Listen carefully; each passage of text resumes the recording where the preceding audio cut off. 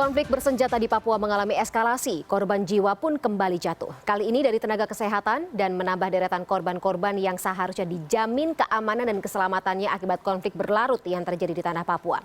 Kita akan kembali bahas bersama dua pemret media, CNN Indonesia dan juga Detik.com. Saya ke Mas Elvan terlebih dahulu ya, sekarang kalau tadi saya ke Mas Revo. Mas Elvan, yang menjadi sorotan Anda dan juga Detik, apalagi dengan bertambahnya korban jiwa di tahun 2021 ini dari kalangan yang seharusnya invisible, tidak boleh diserang, mengapa kelompok ini menyasar mereka? Oke, Fani. Jadi ini sebuah tamparan keras ya, untuk negara, gitu ya. Nah, ketika tenaga kesehatan yang itu ada di barisan terdepan ya, yang seharusnya tidak tersentuh oleh seperti ini ya. Karena memang sudah disepakati di tingkat dunia juga, ini tidak boleh tersentuh oleh kekerasan, apalagi kena senjata. Yang terjadi adalah kemudian disiksa, kemudian dilecehkan, kemudian ditendang ke jurang. Dan itu satu meninggal dan kemudian yang lain banyak sekali yang terluka. Dan tidak ada perlindungan negara di sini. Jadi saya kira banyak sekali juga pakar yang kemudian mengkritisi gitu, kemana negara gitu pada saat ini. Sedangkan yang dihadapi pada beberapa waktu lalu pemerintah sudah menegaskan bahwa KKB ini ada kelompok teroris bersenjata, ini ada teroris. Dengan semua perilaku yang mereka lakukan terhadap nakes ini sudah tidak terbantahkan bahwa mereka teroris. Teroris berarti harus dituntaskan dengan operasi teroris. Gitu. Jadi tidak boleh seperti hanya menjaga keamanan biasa, ini teroris harus operasinya teroris gitu Pak. Baik. Berarti kalau misalnya dari Detik sendiri menganggap bahwa kelompok ini teroris ya. Tapi sebelum saya ke Mas Revo membahas hal yang sama, ini kalau dari kacamata Mas Revo sendiri, apakah serangan-serangan ini ada hubungannya dengan pelaksanaan PON? Bisa jadi iya, bisa jadi tidak, Van. Yang jelas memang kejadian ini di tempat yang sangat terpencil ya, sangat jauh sebenarnya. Soalnya, Mas Revo, saya potong dulu. Soalnya Kepala BNPT juga sempat mengatakan bahwa mungkin bisa saya kutip ya, Kepala BNPT Pak Boy Rafli Amar mengatakan serangan terorisme dalam PON ini adalah keniscayaan. Bagaimana tanggapan Mas Revo? Iya, dan ini memang suatu hal yang memang sejak awal juga kita masuk dalam skala resiko gitu. Ketika kita mengirim tim ke PON, kita kan juga mengirim tim ya, sudah berangkat dari 2 hari yang lalu. Salah satu faktor resiko yang kita hitung adalah soal safety ini gitu. Kita tahu di Papua ini masih terjadi banyak konflik gitu ya, antara negara dengan kelompok bersenjata itu. Jadi artinya memang ini sudah masuk menjadi faktor resiko yang harus kita hitung. Dan tentunya memang sudah menjadi tugas dari BNPT gitu ya, bahwa gerakan-gerakan ini juga menjadi faktor resiko yang harus dihitung oleh mereka gitu. Menjadi aneh kalau tidak dihitung. Menjadi aneh kalau misalkan aksi terorisme, aksi teror ini tidak masuk dalam perhitungan sehingga mengendorkan keamanan. Karena kan PON ini kan jiwa besar ya, Van ya. Jiwa besar dalam skala nasional ini akan menjadi gitu loh.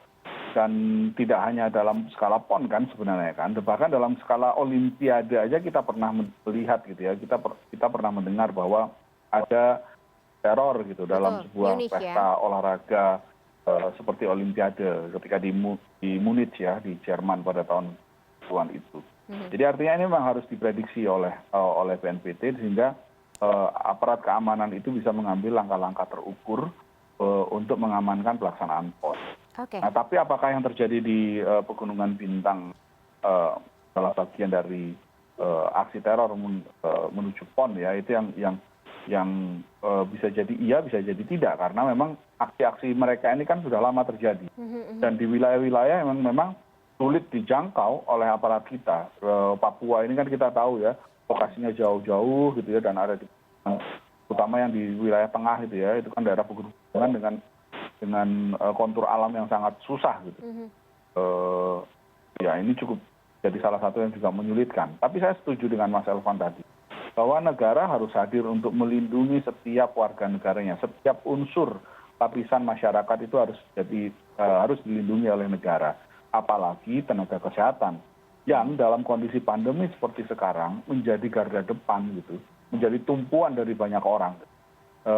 Tenaga kesehatan, tenaga pendidikan itu kan menjadi tugas-tugas kemanusiaan yang harus dilindungi. Dan ketika terjadi penyerangan terhadap mereka, maka penyerangan-penyerangan itu wajib dikutuk dan harus dicari siapa pelaku penyerangan itu. Harus ada yang bertanggung jawab atas penyerangan itu, harus ditangkap dan kemudian diadili sesuai dengan kejahatan yang telah ia lakukan.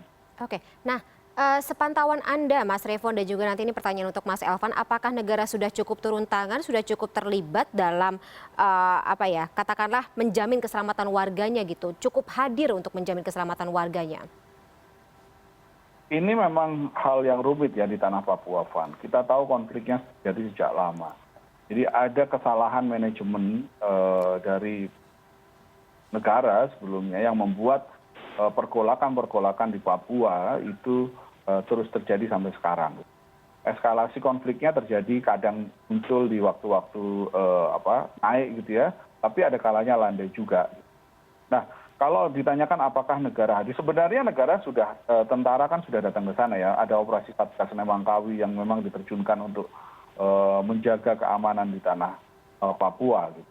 Mereka hadir dan mereka berusaha juga gitu, kita tahu, bahkan juga beberapa waktu yang lalu juga kita lihat kan, komandan dari Satgas itu juga tewas tertembak kan, dengan pangkatnya juga bukan pangkat rendahan gitu yang tertembak kan, waktu itu juga pangkatnya sudah lumayan pangkat perwira tinggi gitu yang tertembak.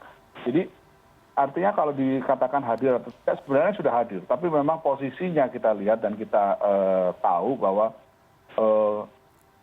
lokasinya sangat berbeda dengan tanah Jawa yang semuanya bisa dijangkau ya dengan mudah gitu.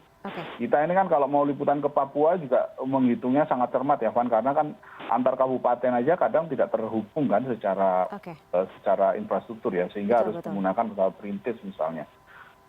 Kemarin juga di minggu ini juga ada pesawat mengirim bahan bangunan yang jatuh kan, Rimbun Air di sana itu, logistik yang jatuh. Kenapa harus menggunakan pesawat ya, karena memang lokasinya jauh-jauh dan ini yang cukup menyulitkan sebenarnya. Tapi kita sih berharap bahwa kesulitan apapun yang ada di sana itu tidak mengurangi mengurangi langkah dan kita bilang semangat lah ya dari penjaga keamanan ini tetap menjaga keamanan warga.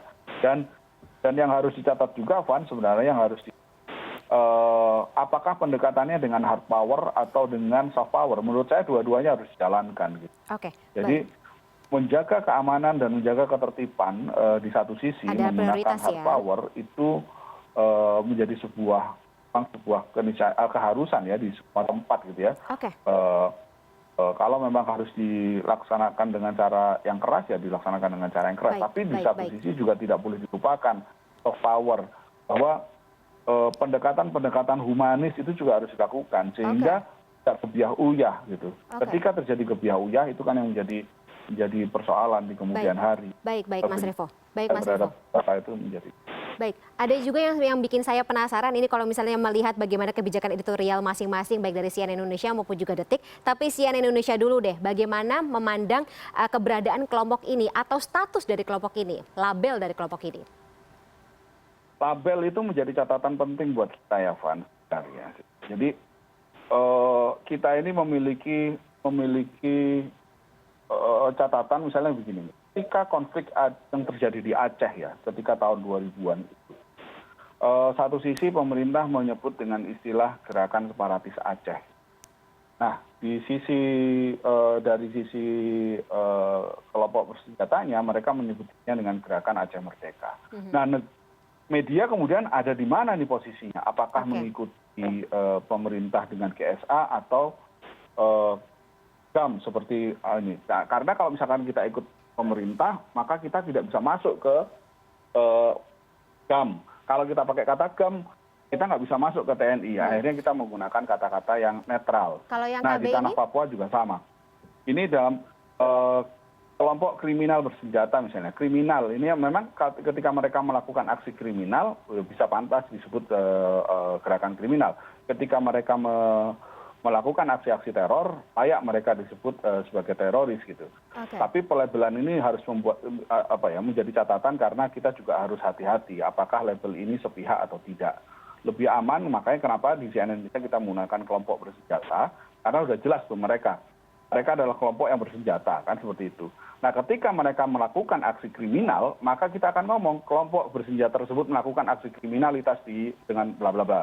Oke. Jika mereka melakukan aksi teror, ya kita akan sebut bahwa kelompok bersenjata tersebut melakukan aksi teror dengan cara menculik tenaga kesehatan, menyiksa dan kemudian membuang sehingga satu terbunuh misalnya, atau membakar fasilitas-fasilitas Publik gitu. dan fasilitas kesehatan. Aksi terornya berubah seperti itu. Baik. Tapi pelabelan itu memang harus membuat kita cukup hati-hati, Pak. Oke. Kalau Seperti Detik itu. bagaimana, Mas Elvan? Oke, Fani. Saya kira tadi pertanyaan pertama menarik ya, apakah negara hadir? Kalau kita lihat negara berhasil ya, baru saja berhasil membunuh Ali Kalora dan gengnya di Poso ya kan.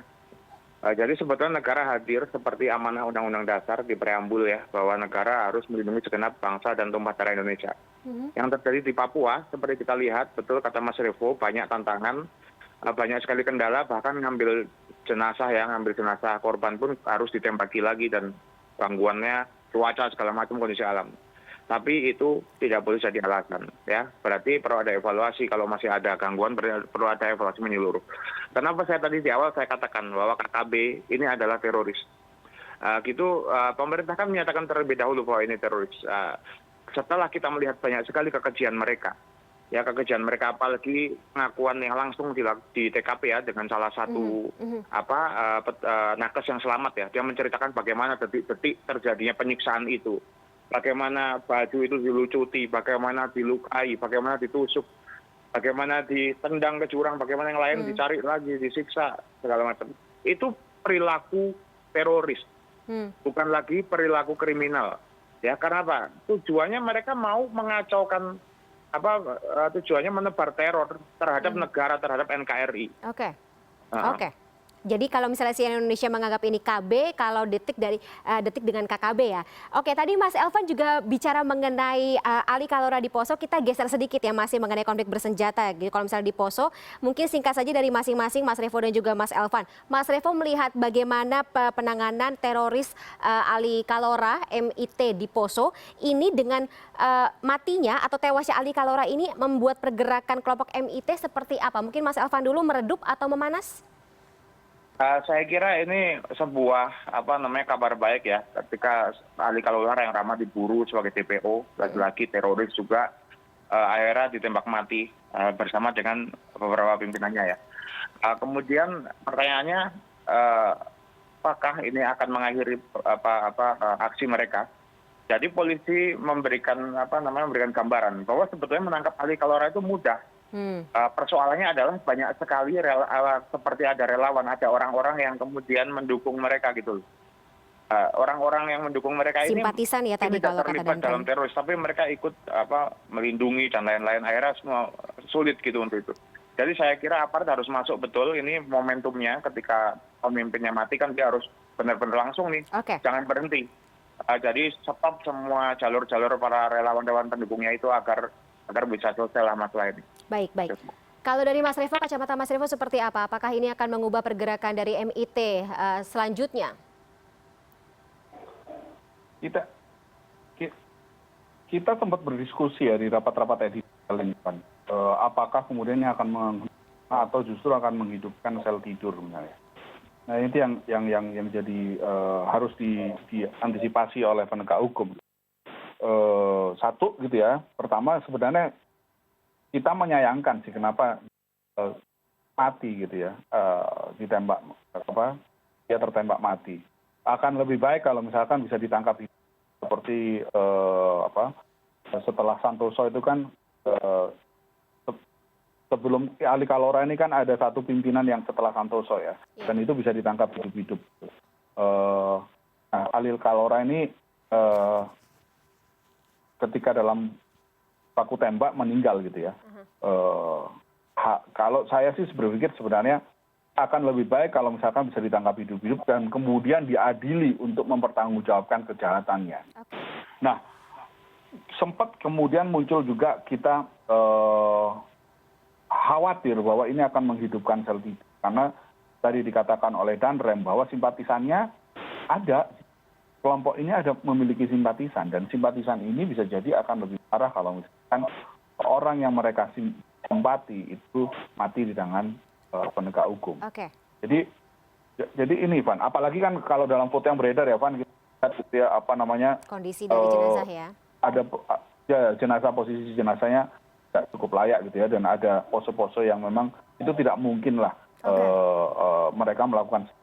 Jadi artinya itu pasti akan dibuat oleh memotret gitu, dan itu kalau itu sampai ini kan memunculkan yang kita khawatirkan justru membangkitkan sel tidur itu. Nah ini yang harus diantisipasi oleh penegak hukum. Baik, baik. Sayang sekali ini sebenarnya tensi dari dialog ini cukup panas dan saya masih ingin menggali lebih dalam, tapi karena durasi sangat sempit kita harus sudahi terlebih dahulu dialog pada malam hari ini. Terima kasih atas waktunya Bapak-Bapak, Mas Revo dan juga Mas Elvan hadir dalam CNN Indonesia Newscast malam hari ini. Terima kasih, sehat selalu, sampai jumpa. Sampai jumpa. Terima kasih Van. Dan tetaplah bersama kami CNN Indonesia Newscast, segera kembali sesaat lagi.